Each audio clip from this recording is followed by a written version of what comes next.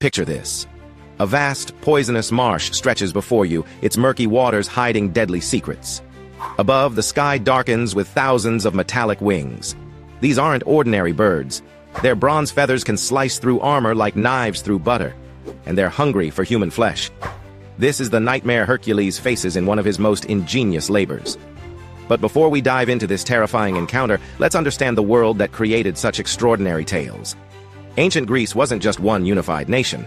It was a collection of city-states bound by shared language, gods, and stories. These myths weren't mere entertainment. They were lessons, warnings, and explanations for life's greatest mysteries. Hercules, known as Heracles in Greek, stands as mythology's greatest hero. Born from Zeus's affair with a mortal woman named Alcmene, he possesses superhuman strength. But strength alone won't save him from every challenge. His famous 12 labors aren't just tests of muscle, they're trials that demand courage, wisdom, and creativity. Each labor grows more impossible than the last, designed by King Eurystheus to destroy him. The sixth labor brings Hercules to the marshlands near Stymphalian, a town in Arcadia. This isn't a pleasant lakeside retreat. The swamp releases toxic fumes that poison anyone who lingers too long. Dense vegetation makes navigation nearly impossible, but the real terror comes from above. The Stymphalian birds have claimed this marsh as their kingdom of horror. These aren't natural creatures. Some say they're pets of Ares, the god of war, trained for destruction. Their feathers shine like polished bronze, sharp as freshly forged swords. When they dive, these metallic plumes become deadly projectiles. They can pierce shields, penetrate helmets, and tear through flesh effortlessly. These birds don't just attack. They feast on human victims, their appetite for flesh insatiable. Farmers fear their fields. Travelers avoid the region entirely. Entire communities live in terror of their shadow.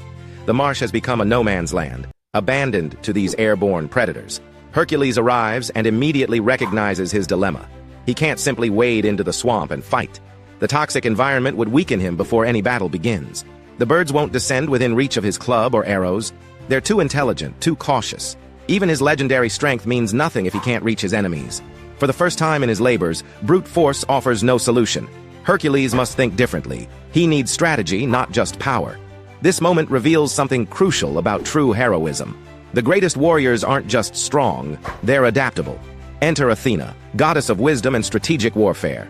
She understands what Hercules needs. The goddess appears with a gift, bronze crotala. These are large clappers or rattles, crafted by Hephaestus himself in the divine forges of Mount Olympus. They're designed to create extraordinary noise, sound that can shake the very heavens. Athena explains the plan.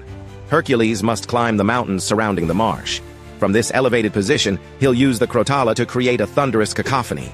The birds, startled and confused by the overwhelming noise, will take flight in panic. That's when he strikes.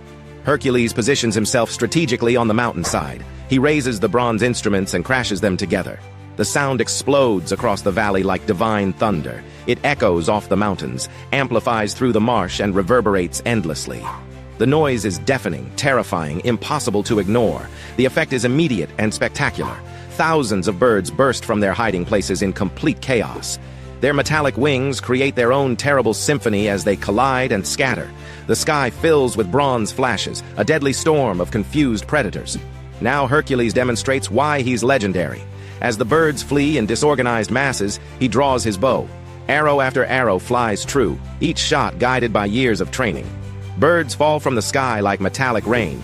Some flee entirely, driven away by the terrifying sound, never to return. Others meet their end through Hercules' perfect aim. The marsh grows quiet. The threat is eliminated. Hercules has succeeded not through strength alone, but through divine wisdom and human ingenuity combined. This labor teaches us something profound. Intelligence and creativity often triumph where raw power fails. The greatest solutions come from thinking beyond obvious approaches. Hercules could have wasted his energy trying impossible direct assaults. Instead, he accepted help, adapted his strategy, and solved an unsolvable problem. This story resonates today because we all face Stymphalian birds in our lives. Challenges that seem insurmountable through direct confrontation. Problems requiring creative thinking rather than harder work. The lesson remains timeless. True strength includes knowing when to change tactics, when to seek wisdom, and when to try something completely unexpected. The Stymphalian birds remind us that heroism isn't one-dimensional. It's flexible, intelligent, and endlessly creative. Don't forget to hit the like button if you enjoyed this video and share your thoughts in the comments below. Thank you for watching, and stay tuned for more intriguing historical tales.